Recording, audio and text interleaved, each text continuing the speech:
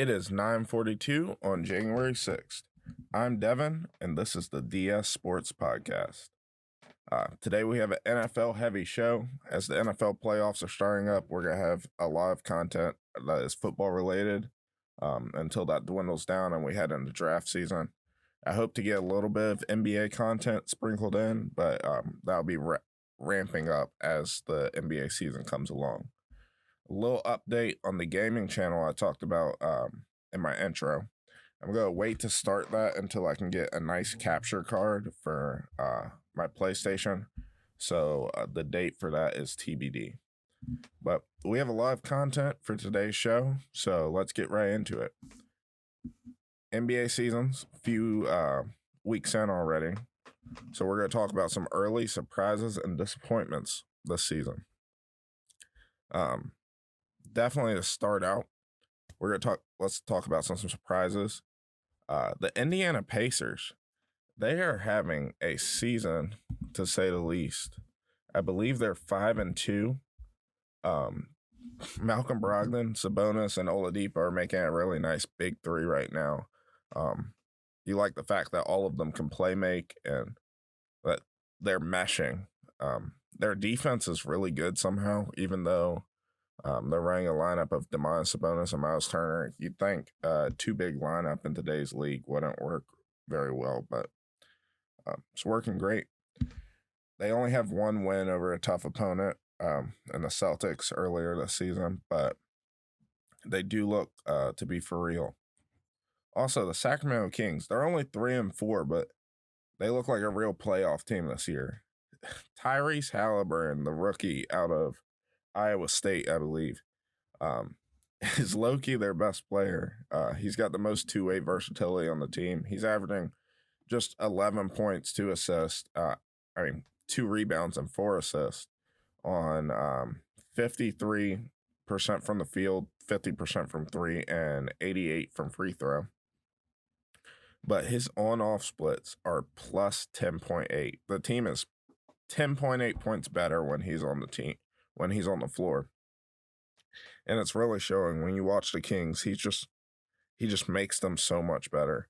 De'Aaron Fox and Harrison Barnes are also playing pretty well. They beat the Nuggets twice and a good Suns team, so they already have a couple good wins on their resume.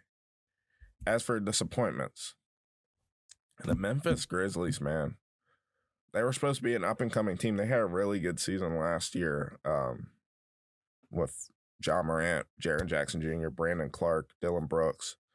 They're just all coming together and showing this really young core that has a lot of potential. But Morant and Jaren Jackson Jr. are dealing with injuries right now, and it's really causing a lot of issues for the team. They just can't get their rhythm. Dylan Brooks especially is really struggling, kind of trying to be the lead guy. He's only shooting 39% from the field, and he's averaging 3 turnovers per game. I'll say they're likely a struggle until they get Morant and Jaren Jackson Jr. back, but I still think they have a bright future. Now, for a team that may not have a bright future, the Toronto Raptors, they're 1-5 to start the season. They just can't score points. I watched them against the Celtics last night, and they just can't hit a bucket. As a team, they're only shooting 34% from three. Kyle Lowry, Norman Powell, OG Anunoby, Siakam, and Aaron Baines, none of them can hit a shot. Baines was a really nice player for the Celtics a couple years ago. He was a nice player for the Suns last year. But he's shooting, I think, somewhere around 34% from the field, and they're all just struggling mightily. You hope it's just a slump. I'm a big fan of Nick Nurse and the culture that team has built, but they may have just hit the end of the road. So that was a little bit of a taste of our NBA content coming in. There's not a lot to talk about this early in the season. Hopefully, the plan is to do a power rankings on Thursday for the NBA to dive a little bit deeper into teams. But we're going to get into football. College football playoff, the semis. I was 2 for 3 on my picks on in the intro video. Notre Dame. Let's start out talking about Notre Dame and Alabama. It wasn't close, like I said. But he's just, I mean, he's never brought upside to the Notre Dame program. He just doesn't have that physical ability. They look like they may be in a rebuilding stage now. 17 of their stars this season were seniors, and they had a really special season, but it looks like they're going to struggle to be that team again next year. I like Drew Pine. He's a freshman quarterback there. He was part of the Elite 11 last year, and I really like what he brings to the table. He kind of reminds me of Baker Mayfield, but without that special arm strength that Baker has. But it looks like their starting next season is actually going to be Jack Cohn. He just transferred from Wisconsin. Literally last night they announced that he wasn't anything special as the Jonathan Taylor team with Wisconsin. He just kind of kept the ship afloat. But as a senior, he's likely going to be a presumed starter. He started a full season for a Power 5 team, so we'll see what happens with that. As for Alabama, just the statistics, man. Mac Jones, 25 of 30, 297 yards, 4 touchdowns. Devontae Smith, the Heisman-winning receiver, 7 catches for 130 yards. Najee Harris, 15 carries for 125 yards. There's just so much talent on this team. Honestly, I think Najee Harris deserved a real Heisman mention, being arguably the best running back in the country. 1,400 yards, 24 touchdowns, reminiscent of Derrick Henry. Devontae Smith was deserving of the award, but Najee Harris was definitely deserved to mention. Defense, of course, also played very well. They only allowed 14 points to Notre Dame. So I think they have a lot of momentum going into national championship. Give a lot of credit to their offensive coordinator, Steve Sarkisian, who just got another job, and we're going to talk about that a little bit later. As for Ohio State Clemson, the game I was wrong on. Okay. Clemson's defense is rough. 2 of their best 3 players are freshmen, Brian Breezy, Miles Murphy, 2 really nice defensive linemen. You have Darion Kendrick, really nice corner, likely a first rounder in this year's NFL draft. But they just don't have the talent they've had the past couple of years with guys like last year, Isaiah Simmons, the years before, Christian Wilkins, Cleveland Farrell, just dogs, man. Nolan Turner being out definitely in the first half definitely didn't help their defense against Ohio State. But maybe even more surprising than the defense not showing up, because we kind of knew it wasn't the same level of defense as they've had in the past couple of years. Travis Etienne, another really a no-show kind of game, similar to what happened against Notre Dame the first time they played. I'm kind of worried. Like, his production is completely went off a cliff this year. Maybe, I mean, he's played 4 years in college. Maybe he's wearing out already. You don't like to see it, but I think his draft stock's probably hurting from this past stretch of games. Trevor Lawrence didn't play bad. I don't want to hear overreactions. He had a pretty good game. 3 fumbles isn't great, but he had to do everything for that team. The defense didn't give him any breaks. Trey Sermon, man, had a monster game. 31 rushes for 193 yards and a touchdown, breaking tackles over and over again. He also had 4 catches for 61 yards. This is after he had 331 yards and 2 touchdowns the week before. The man's a monster coming out of Oklahoma. Just that power back mold, you don't see too much in today's football anymore, but he's definitely brought himself up to a day 2 pick at the least with these past couple of performances. Justin Fields had a heck of a day. 385 yards, 6 touchdowns. He had a pick. That's okay. He was hurt most of the game. He got smacked right in the ribs by James Skalski, the Clemson linebacker. And he gets right back out there. He's wincing in pain, and he's just throwing dot after dot. I know there were a lot of overreactions because he's had a couple bad games. He had one against Indiana, and he wasn't great in the Big Ten championship against Northwestern, but we need to talk about where this man stands, just QB prospect wise. I went back and looked at. This may sound crazy, but I think he is the 4th best quarterback prospect since 2010. I was talking to my friends about it. What is it? It's Trevor Lawrence. It's Andrew Luck. It's Burrow. And then, it's Fields, man. I like Baker coming out a lot, but that he had the character issues for certain, and people didn't like his height. I thought he was an amazing prospect, though. Fields has all the arm strength. It's not Josh Allen arm, but it's all the arm strength you need. He's got great accuracy, one of the most accurate quarterbacks in college football history. Great decision making, really good mobility. And he's 20-1 as a starter. Man, the man wins. The only issue you really see if you watch him is he holds onto the ball a little bit too long to make a play. He needs to learn to just throw the ball away, and he'll be fine. But if you stack him up against the other prospects since 2010, you got Sam Bradford. Obviously, he had injury issues coming out. Also, he wasn't very mobile. He was a really good pocket passer coming out of Oklahoma, but not the same level as Justin Fields. Cam Newton, of course, just a raw talent, not a really polished passer, but obviously all the upside in the world. But I definitely take Fields over him. Mariota. I know this sounds interesting. Winston went first in that draft,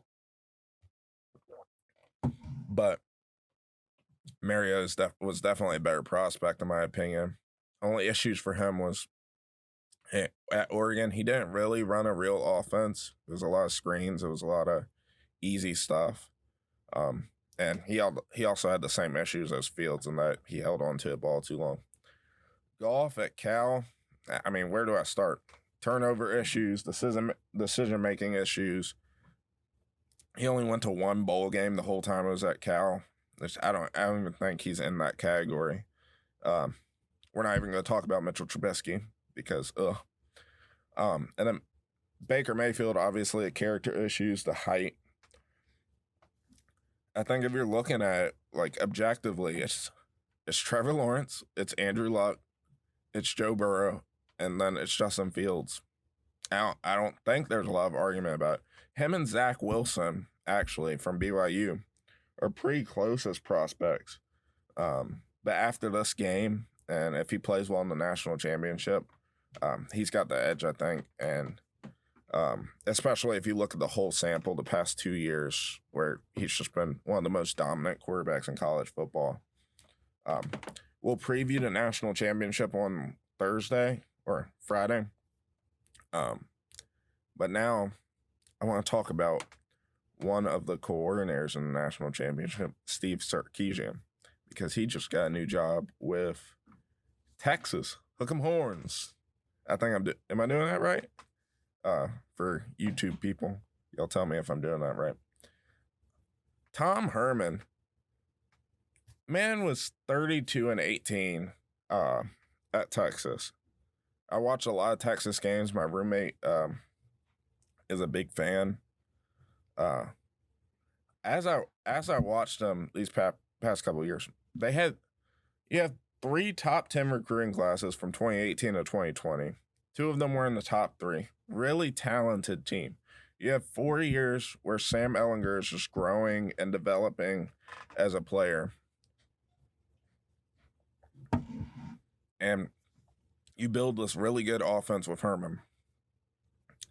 My issue with them was that their defense was never good, and Big 12 defenses aren't usually good, but they gave up 30 points in 19 of their 50 games under Herman. You'd think a defense full of all that 5-star talent would get better every year, but it just felt like they regressed. They were so undisciplined. Like every time I watch them, I'm thinking, man, this Texas team has all the talent in the world, but they make so many easy mental mistakes. It was undisciplined. They went from giving up 21 points per game in 2017, which was 29th in the country when Herman first got there, to this year they were giving up 29 points a game, which is 61st in the country. Offense got better and better, but I just felt like the defense always regressed. Now, I'm not sure exactly how you fix that, the whole discipline and defense issue. But I don't think it's with Steve Sarkisian, man. Sark deserves credit for how awesome Alabama's offense has been with Mac Jones and Tua. This is the best offense Alabama's ever had, I feel like, just because it has that passing element. But if I remember correctly, and I don't mean to speak badly of the man, but the whole reason Sarkisian got fired at USC, or he had to take a permanent leave of absence, was for being undisciplined. Apparently, I read something about the players smelling alcohol on his breath and all kinds of stuff, but I'm not sure he's the guy. I was talking to my roommate. I think it's a really horizontal move for a program that we talk about every year. Texas. It's Texas back. It's Texas back. I don't know if they come back under Sarkisian.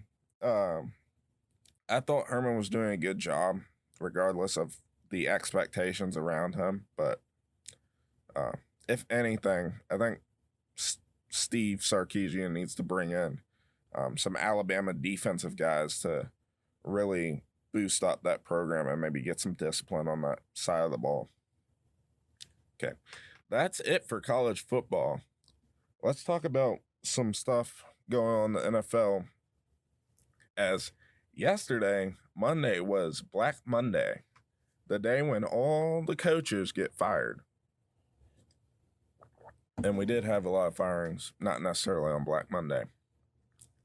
But on Monday, Jaguars fired Doug Marrone. Jets fired Adam Gase. Chargers fired Anthony Lynn. And we also have job openings in Detroit with Matt Patricia.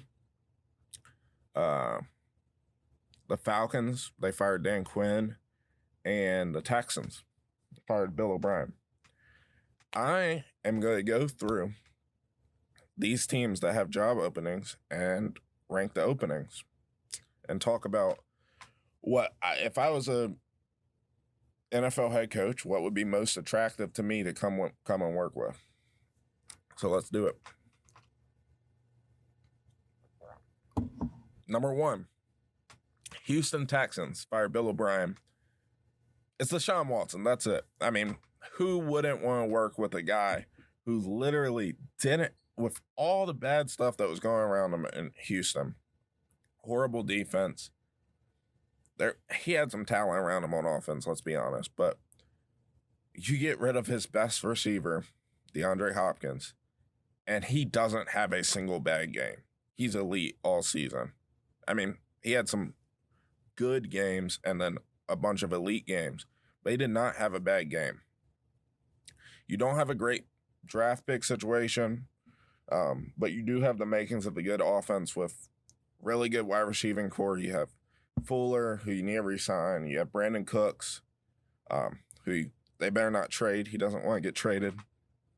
You got Kenny Stills, you got Randall Cobb, and you got Laramie Tunsil, one of the best left tackles in the league. I think the best fit for the Texans is actually Kansas City offensive coordinator Eric Bieniemy. They run. He can come in and they can run a lot of the same stuff they do in Kansas City. Watson doesn't have Mahomes' arm, but you do have the speed on offense that can execute those plays. They actually hired Nick Caserio earlier today, so he's a Patriots guy, so we'll see what happens with that. Number 2, Jacksonville Jaguars. Again, it comes down to a quarterback, man. They're going to get Trevor Lawrence. It's going to be an attractive destination.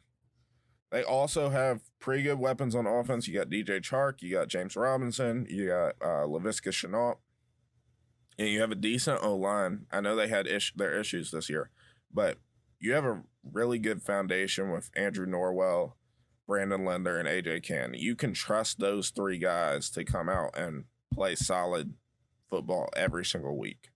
You got to work on those tackle spots, but I think you're in good shape there. There is some young talent on the defensive side of the ball, too. Miles Jack, who earlier this season was playing like one of the best linebackers in football. Josh Allen, talented edge rusher, first-round pick last year. Taven Bryan, first-round pick a couple years ago. He's had his ups and downs, but he's shown his potential. C.J. Henderson, corner out of Florida, he drafted in the top 10 last year. And K'Lavon Chaisson, the edge rusher out of LSU. He's got some run-stopping issues, but he definitely has potential as a pass rusher. I think the best fit for Jacksonville is actually the guy they've been rumored with a lot, Urban Meyer, former Ohio State coach, former Florida coach. Come in, build a culture in Jacksonville. I know a lot of people have issues with Urban Meyer, but I've always respected him as a coach, and I think he'd be a really good fit in Jacksonville. Jets fired Adam Gase. Also lost the chance at Trevor Lawrence. So they're just having grand old time. But they have a chance at Fields or Wilson, which isn't a bad consolation prize. Or if you want to keep Sam Darnold, you can keep Sam Darnold. You got some talent on defense. You got Quinnen Williams. You got Falaranzu Fatukasi, one of the most underrated nose tackles in the league. Watch him play. He's a special player. Marcus May as well on the back end. You lose Jamal Adams last year, but with that, you got a bunch of draft picks. I still think it's an attractive destination. Also, you're not in New York, but you're near New York. I think the best fit here is Tennessee Titans offensive coordinator Arthur Smith. What you do, bring in a guy like Najee Harris, Chuba Hubbard, nice young college running back, and build a system like Smith has done with Tannehill and Tennessee that takes the pressure off the quarterback and maximizes his strengths. I think you can do that. You're going to find out, I don't usually put a lot of value on the running back position, but I think in a system like Arthur Smith's, it's good to have a nice Derrick Henry type. Chargers fired Anthony Lynn. You got Justin Herbert.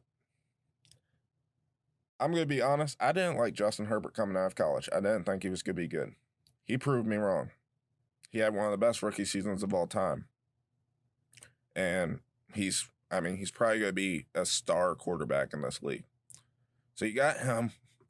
You got a bunch of weapons on offense. You got Austin Eckler, who you got to re-sign, Keenan Allen, Mike Williams, who you have to re-sign, I believe, and Hunter Henry. But you have the pieces.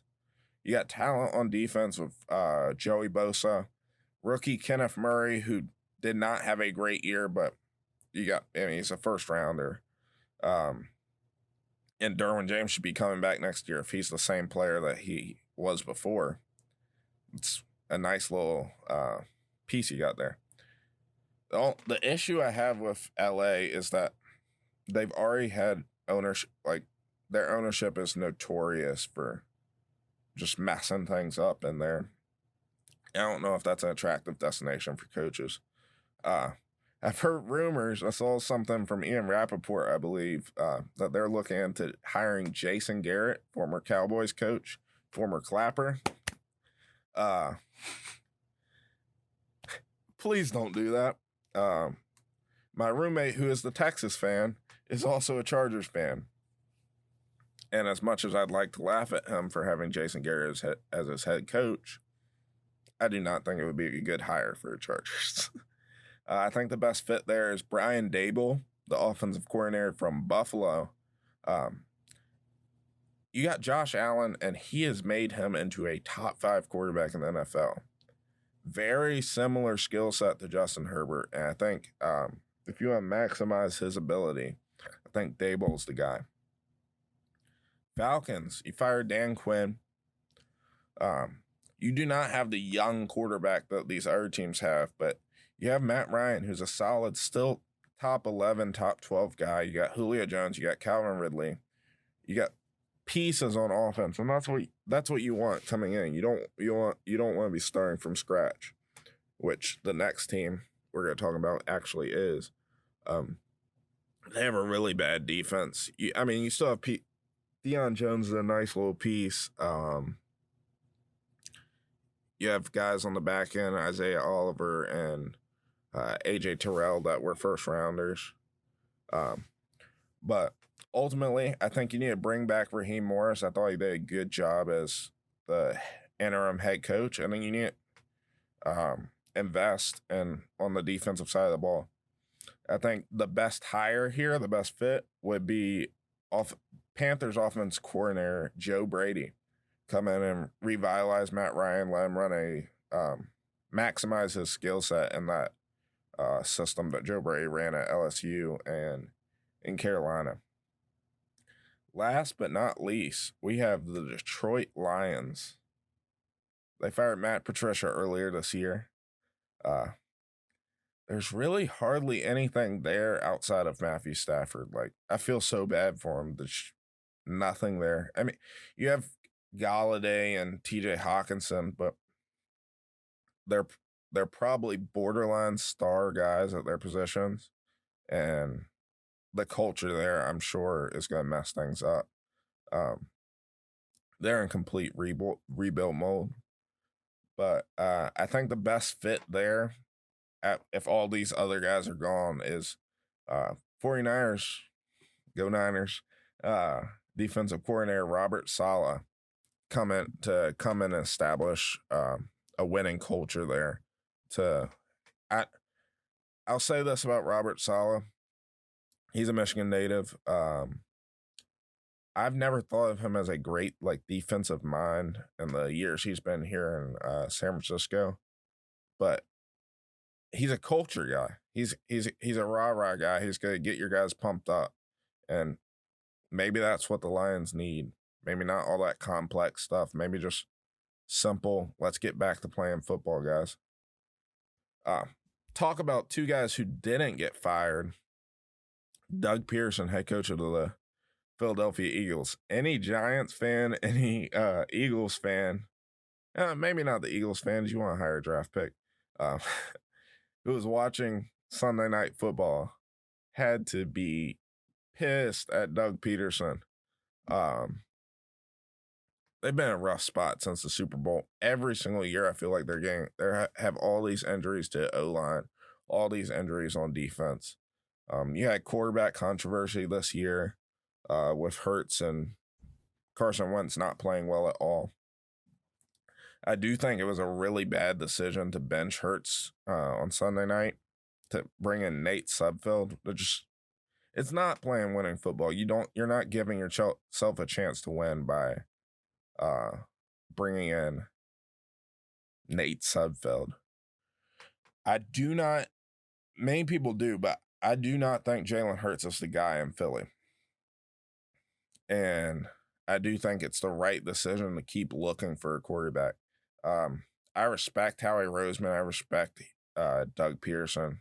I think they did a lot of good things to build that Eagles team into a Super Bowl team. I think they deserve a leash for that. But they got to figure out this quarterback thing quick, because I think Howie kind of put them in a hole with bringing in Hurts, who is a guy who is not good. Jalen Hurts is not a good quarterback. I don't care what you say. If you watch him play to play, he makes way too many mistakes with the football, way too many turnover worthy plays. It's just not great. Carson Wentz used to be a good quarterback. I don't know if he still has it in him. You're paying him a lot of money, but I think you put yourself in a really rough position by drafting Hurts last year. Because if you don't draft Hurts last year, I think you automatically are trading Carson Wentz somewhere this offseason and drafting a quarterback with this top pick. Now you're going to probably talk yourself out of it and go into next year with Jalen Hurts starting quarterback, and I just don't think that's the right answer. Last but not least, you have Zach Taylor, who the Bengals retained. I respect him coming out of the Rams coaching tree. He hasn't shown me a whole lot the past 2 years, but I say let him have a healthy Joe Burrow, let him have a better O-line where you can actually run some offensive concepts with this team. They need to bring in a defensive coordinator, somebody who's going to maximize the talent they have on defense, because they have a lot. I mean, you have Sam Hubbard, you have Geno Atkins, Carl Lawson, Trey Waynes, who can play well at times, Jesse Bates.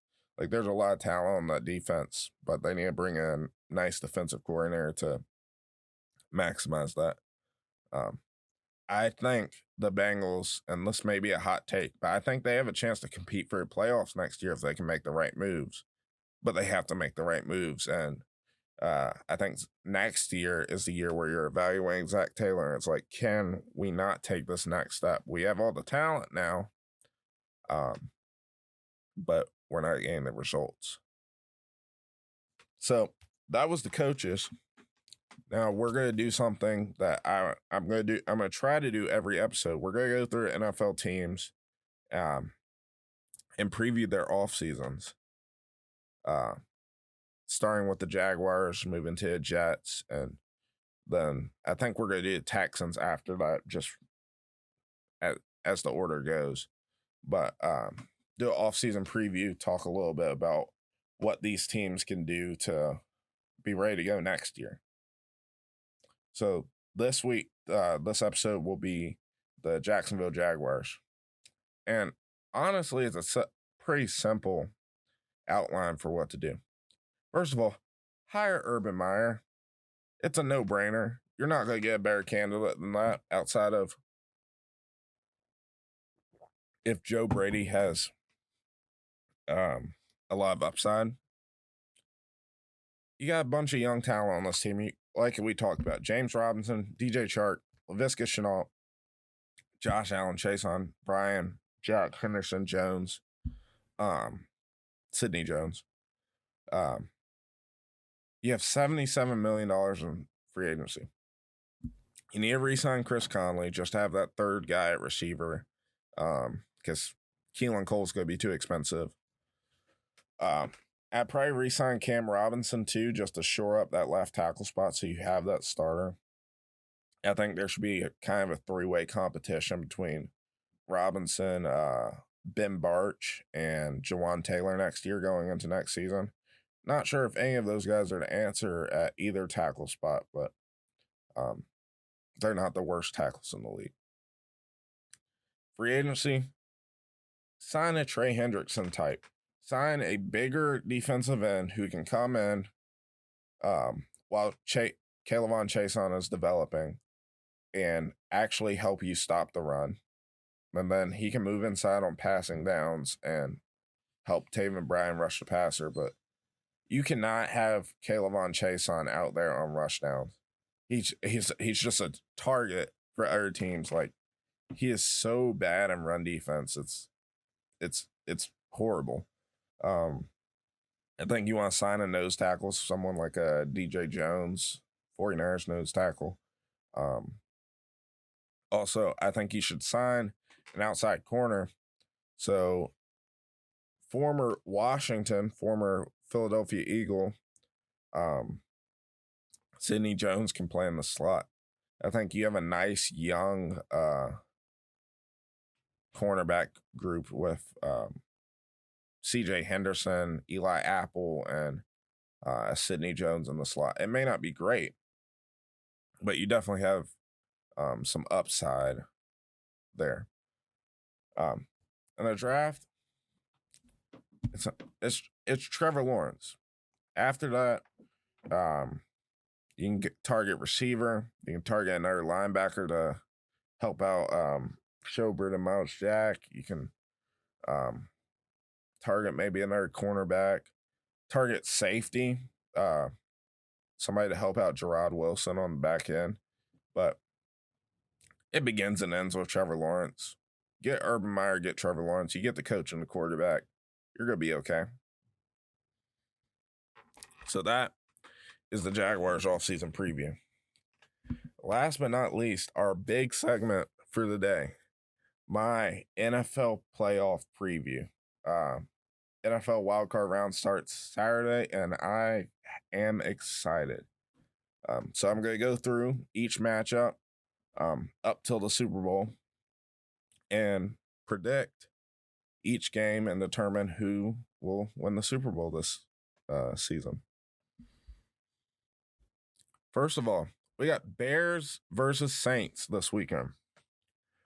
Bears are kind of happy to be here. They were not supposed to make the playoffs.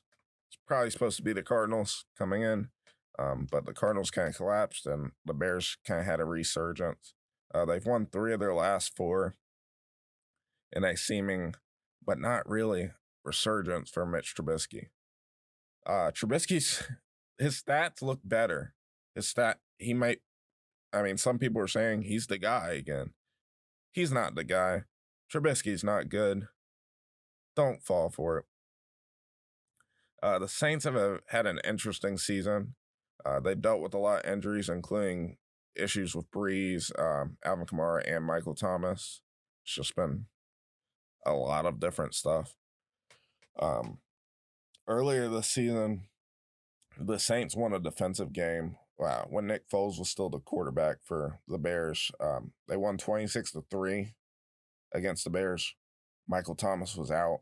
You don't really see the full Saints offense without Michael Thomas. And that shows in games where Michael Thomas has played this season, the Saints are 6-1 with a point differential of 15 points. They are a completely different team when Michael Thomas is there. And both Alvin Kamara and Michael Thomas are questionable for this weekend, but I'm going to assume they're playing. And even if they don't, I do think the Saints will win. It will just be more of a similar game to the first one. Breeze should have an easy game. He can throw over the middle to tight ends, running backs. Michael Thomas, Emmanuel Sanders should have no issues around the middle of the field with the Bears coverage in the middle. The Saints defense isn't elite, but I think their D-line will be able to get into their run fits and kind of shut down the run, make Trubisky throw the ball. And I think that's the strategy. Make Mitchell Trubisky win the game. I don't think he'll be able to do that. I think the Bears they can score on with Trubisky at quarterback. Allen Robinson might get his, but we're going to see Mitchell Trubisky, as usual, make enough mistakes to lose by a good amount. I actually think the X factor for this game may be Adam Troutman and the Saints tight ends, Adam Troutman, Jared Cook. I think they may have a day. The back end of the Bears defense and the Bears linebackers are a little bit overrated. Eddie Jackson's having a down year. Roquan Smith has not been great in coverage. And I think it may just be easier for Breeze to throw in the middle. And you may see one of those guys really pop off and have a great game. My prediction for this game is Saints 33, Bears 16. Okay. Game 2, Rams Seahawks. Rams are kind of a resurgence from last year where they kind of fell off. They have a great defense, but there's questions about Jared Goff's health. He broke his thumb in week 16.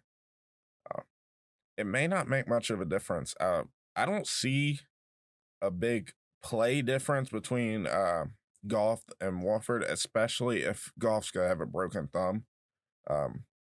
John Wolford did not play horrible this week against the Cardinals, and he does bring a little running aspect to that Rams offense that you don't see with Jared Goff. Seahawks defense has been really bad all year. They've improved a little bit the past couple of weeks. But Russell Wilson, who was having an MVP type season earlier this season, has kind of regressed. Like, he's just not playing at the same level. They split their early season matchups. They were both kind of defensive battles. But I think really the big difference in this game may be Chris Carson, Seahawks running back. I think he can move the needle. Really, I'm not that scared of the Rams D-line outside of Aaron Donald. I'm definitely not scared of their linebackers. I think you just run to the outside, get some stretch plays, outside zones, and if the Seahawks can avoid Aaron Donald, they should be able to run. It's that simple. The Rams D-line may cause an issue, and with pass rush, they might be able to get pressure. The Seahawks O-line is better this year, but it's not good. You got Dwayne Brown. Damian Lewis, rookie out of LSU, has been okay. But outside those two guys, it's been really bad, actually. The Seahawks, the Rams receivers with Cooper Kupp, I think, could take advantage of bad Seahawks corners. But I'm not sure Wolford or Goff can really get the ball to them. As like I said, especially if Goff is dealing with that broken thumb. Honestly, I'm going to pick the better quarterback to win in what I expect to be an ugly game.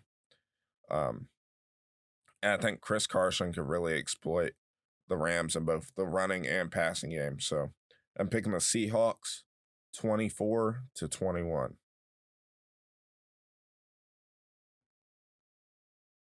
Game 3. Tampa Bay Buccaneers at the Washington football team. Washington's had a hard-fought season. Ron Rivera dealing with cancer. Pretty good defense. I think it's a little bit overrated. But I think it's a great comeback story for Alex Smith. Really interesting season, and one where they won what we're now calling the NFC least. Bucs have Tom Brady and a borderline elite offense. Not many can stop their weapons. I do think their defense is kind of overrated. Everybody's always saying, oh, number one run defense. They can stop the run. They can stop the run. They have a good pass rush with all these guys. They have a bunch of young corner talent. It's not that good. It's really not that good. I think it's a pretty simple formula, though. Washington's not going to be able to cover as good as their defense is. They're not going to be able to cover the Buccaneers' weapons, even if they don't have Mike Evans. I think Antonio Brown and Chris Godwin can get the job done. And Washington's offense definitely won't be able to keep up with the Buccaneers' defense. I don't think it's going to be particularly close. Despite what Chase Young has said.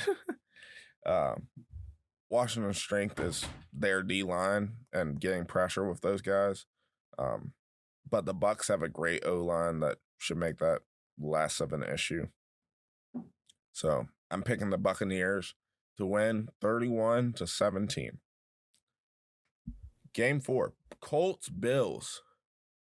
This is a game of opposites. You got really good coaching on both sides, but the Colts have rode a really good defense all year, and Phillip Rivers not making mistakes to an 11-5 record. Bills, on the other hand, are explosive offense. Really bad defense. Really a lot of holes all over the defense. I don't think the Colts offense is good enough to exploit the Bills' weaknesses um, on defense.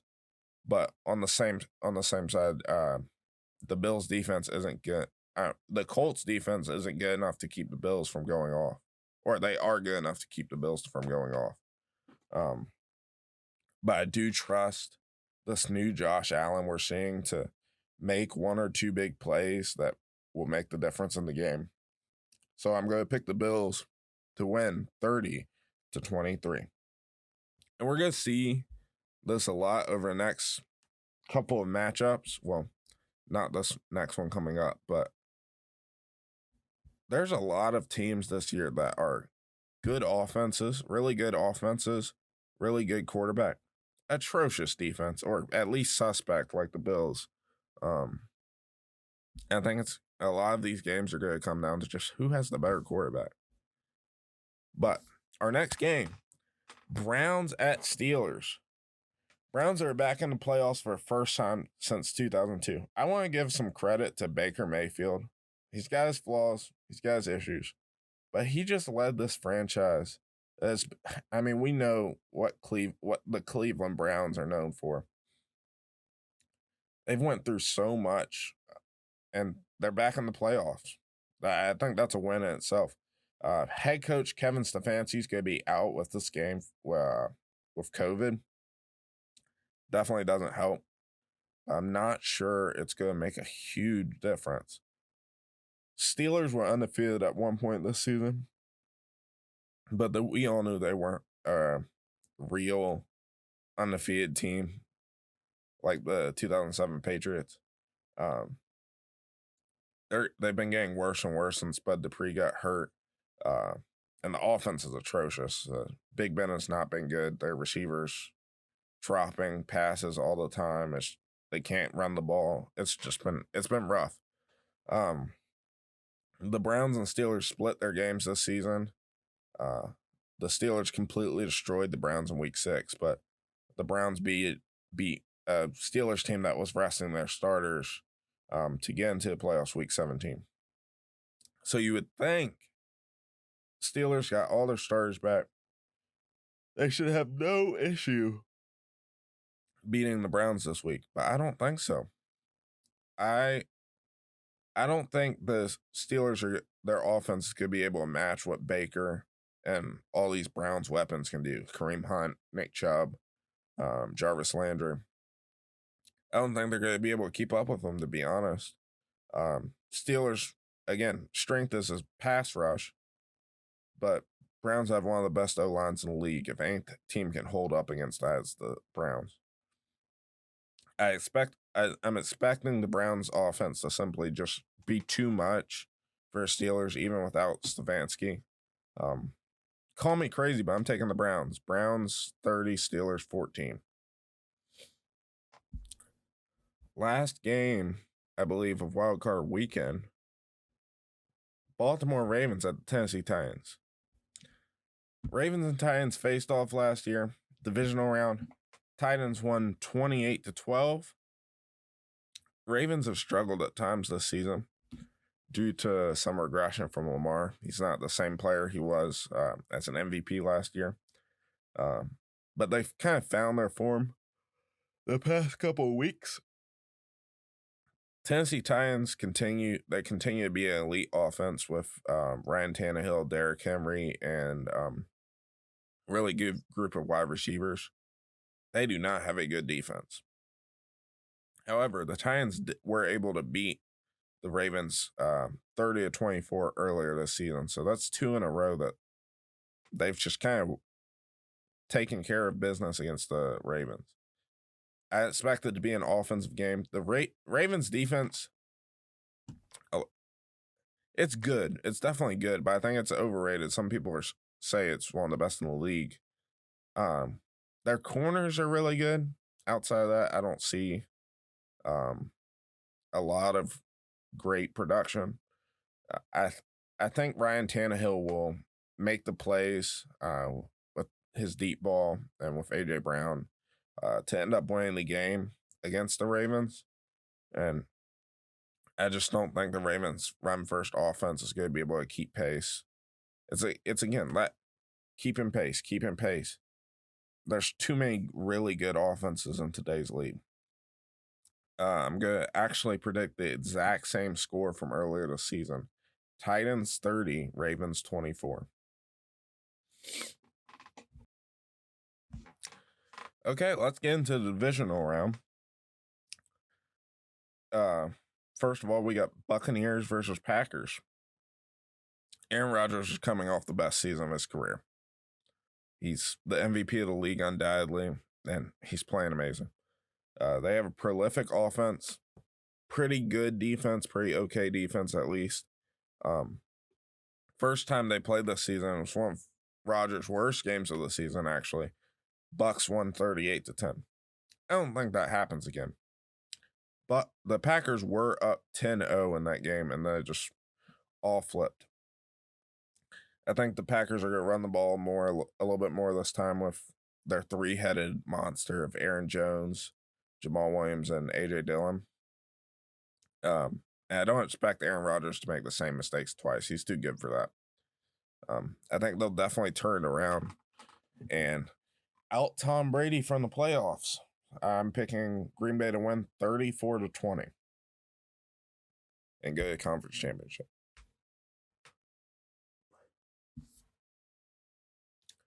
Seahawks, Saints.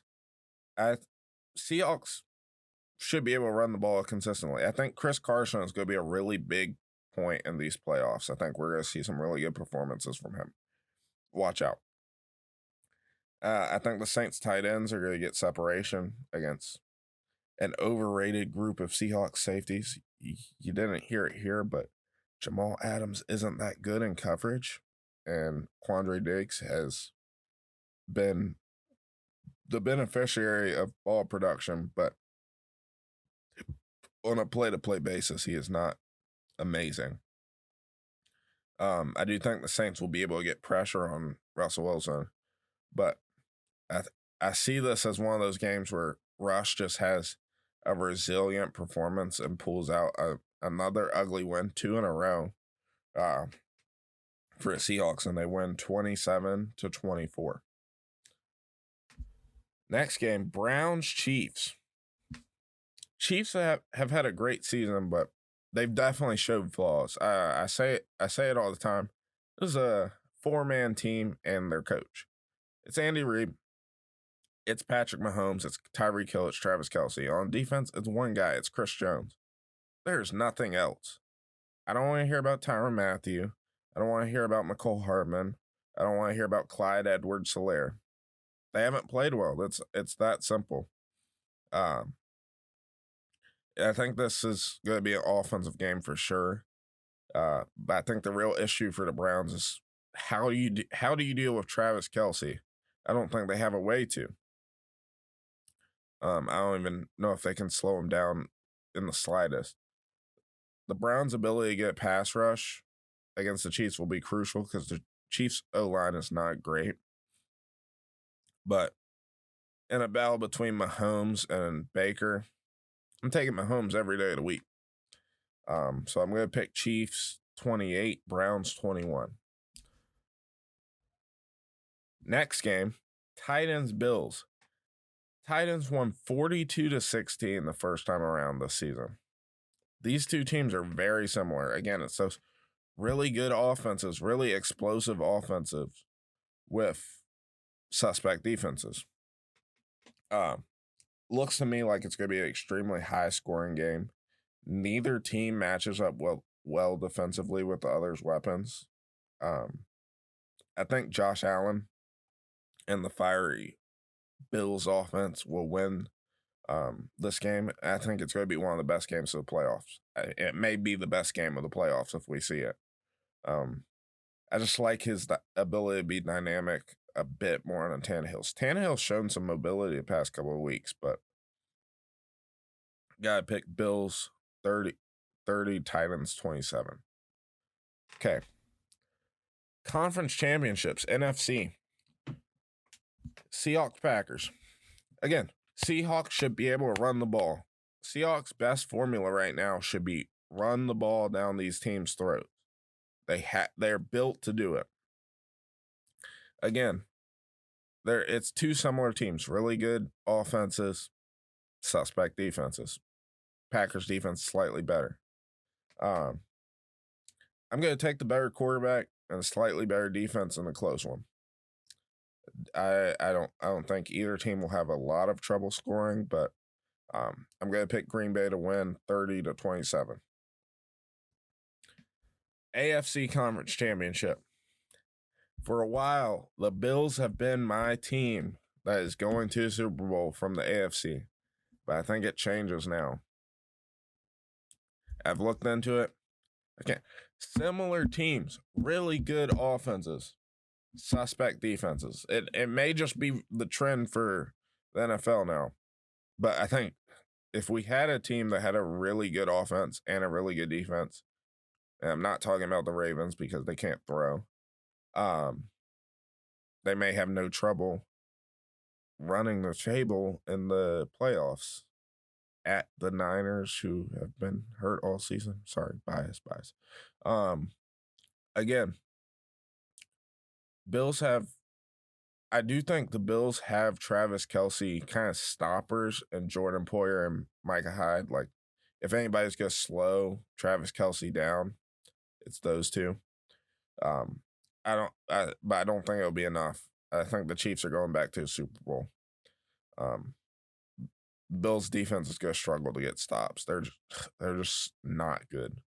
I'm picking the Chiefs to go back to the Super Bowl and face off against the Green Bay Packers in Tampa Bay in Raymond James Stadium, 30-23. Okay, so we have the Super Bowl. A lot of teams we've seen with really good offenses, suspect defenses. It's the trend. And I think, again, it's these two teams. I got to pick the better quarterback in the matchup. Packers don't match up too badly with the Chiefs, actually. If anybody can guard Tyreek Hill, it's going to be Jair Alexander. And I do think Adrian Amos and Darnell Savage give you a good, especially Adrian Amos gives you a good chance against Travis Kelce. But I'm going to pick the Packers, Rodgers, to get his second Super Bowl win exactly 10 years later, 2010 to 2020. And the Packers win 28-21. So that's our show. It was a long one. We went through a lot of stuff. I hope you stayed all the way through. If you're on YouTube, please like and subscribe. If you're on Spotify, give us a follow. I'm Devin. This is the DS Sports Podcast. Thank you for watching, and God bless.